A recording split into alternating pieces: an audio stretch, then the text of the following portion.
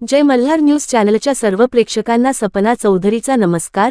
नंदुरबारच्या तापी बुराई योजनेच्या भूसंपादनावरून शेतकरी आक्रमक। मोबदल्याबाबत लेखी आश्वासनाची मागणी, मोबदला कसा देणार? प्रशासनाला शेतकऱ्यांचा सवाल, लेखी आश्वासनाशिवाय जमीन देणार नाही, मोजणीची नोटीस नाही, मोबदल्याची माहितीही नाही। भूसंपादन प्रक्रियेवर शेतकऱ्यांचा आक्षेप, विहीर, बोअरवेल, ठिबक सिंचनाचा मोबदला मिळणार कसा? तापी बुराई प्रकल्पग्रस्त शेतकऱ्यांचा प्रशासनाला जाब विचारण्यात आला आहे। नंदुरबार जिल्ह्यासाठी महत्त्वपूर्ण असलेल्या तापी बुराई उपसा सिंचन योजनेसाठी होणाऱ्या भूसंपादनावरून शेतकरी आक्रमक झाले आहेत। भूसंपादनासाठी प्रशासनाकडून जमिनीचा मोबदला कोणत्या निकषांनुसार आणि कशा पद्धतीने दिला जाणार, याबाबत कोणतीही पूर्वसूचना किंवा लेखी माहिती देण्यात आलेली नसल्याचा आरोप शेतकऱ्यांनी केला आहे। तसेच भूसंपादन प्रक्रियेसाठी भूसंपादन हक्क अधिनियम 2013 मधील तरतुदीनुसार उपविभागीय अधिकारी कार्यालयाकडून मोजणीची नोटीसही देण्यात आलेली नसल्याचे शेतकऱ्यांचे म्हणणे आहे। हंगामी बागायत आणि बारमाही बागायत जमिनींना कोणत्या निकषांनुसार मोबदला मिळणार, हे प्रशासनाने स्पष्ट करावे, अशी मागणी शेतकऱ्यांनी केली आहे। विहिरी, बोअरवेल, ठिबक सिंचन आणि इतर शेतीसाठी केलेल्या गुंतवणुकीचा मोबदला कसा दिला जाणार, याचे लेखी आश्वासन प्रशासनाने द्यावे, अशी त्यांची भूमिका आहे। यासंदर्भात नंदुरबार प्रांत अधिकारी बंडू कापसे यांच्या दालनात तापी बुराई जल संघर्ष समितीच्या पदाधिकाऱ्यांच्या बैठकीचे आयोजन करण्यात आले होते। याप्रसंगी नंदुरबार मध्यम प्रकल्प विभागाचे तापी बुराई उपसा सिंचन योजनेचे अधिकारी कपिल सोनार यांच्यासह संबंधित विभागाचे अधिकारी तसेच शेतकरी बैठकीस उपस्थित होते। सदर बैठकीत शेतकऱ्यांच्या समस्यांचे समाधान झाले नसून त्यांनी यावेळी आपली भूमिका स्पष्ट केली आहे।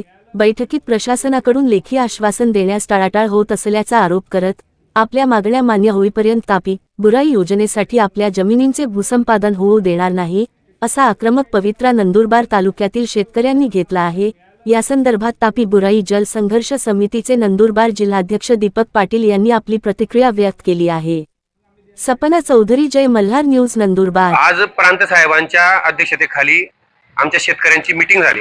त्या मीटिंग मध्ये आम्ही केवळ प्रशासनाकडे एवढंच मागितलं की जिरायत, बागायत आणि बारमाही बागायत याचे निकष काय आणि त्या निकषाप्रमाणे आम्हाला जमिनीचा जो अधिकार आहे तो कळवण्यात यावा आणि आमची जमीन भूसंपादित करावी, हे आमचं म्हणणं होतं। सदर बैठकीमध्ये त्यांना विचारलं असता त्यांनी सांगितलं की शासनाच्या GR नुसार तुम्हाला आम्ही जे तुम्हाला भेटणार आहे की तुम्हाला जे आहे क्रायटेरिया आहे त्या क्रायटेरियानुसार तुम्हाला देऊ। पण आम्ही लिखित मध्ये त्यांच्याकडनं मागितलं की शासनाचा जरी GR असेल त्या GR मध्ये तुम्ही शासनाच्या GR नुसार तुम्हाला आम्ही ही मोजणी करून देऊ आणि शासनाच्या GR नुसार तुम्हाला जो मोबदला असेल तो देऊ। पण त्यांनी लिखित स्वरूपात न देण्याचा त्यांनी पवित्रता आरमावला, म्हणून आम्हाला लिखित स्वरूपात त्या गोष्टी पाहिजे, एवढंच आमचं प्रशासनाकडे मागणं आहे। तर आमची मागणी मान्य नाही झाली तर आम्ही आमची जमीन ही भूसंपादित होऊ देणार नाही, कारण शेतकऱ्यावर अन्याय हा चालणार नाही।